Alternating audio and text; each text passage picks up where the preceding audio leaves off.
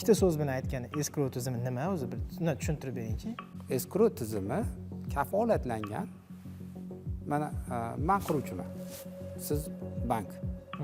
Men xaridorman aytaylik. Siz xaridorsiz.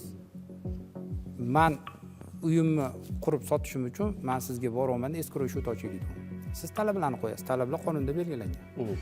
O'sha talab asosida men hamma qilishim kerak bo'lgan ishlarni qilib eskrov shot ochaman. Ochganimdan keyin aholi o'sha eskrovdan uy olish uchun eskrov tizimi orqali uy olish. U pulni eskrovga to'laydi. Eskrovga tushgan pulni men sizga asoslayman. Shu uyimga muncha sement ketadi, muncha armatura, muncha boshqa qurilish materiallar hammasini asoslayman. Siz o'shanga целевой qilib pul tushirasiz.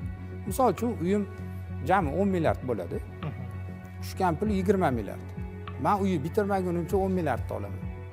Siz menga 10 milliarddan boshqa ortiqcha bermaysiz. Men bitirib kadastr 100% go'sakt qilganimdan keyin eskrov yopiladigan payt qolgan pulni foydangizni keyin olasiz. Demak, qurilish davomida pul ola olasiz o'sha eskrovga tushgan pulni. Faqat o'sha binoga ketadigan masalliq uchun olasiz.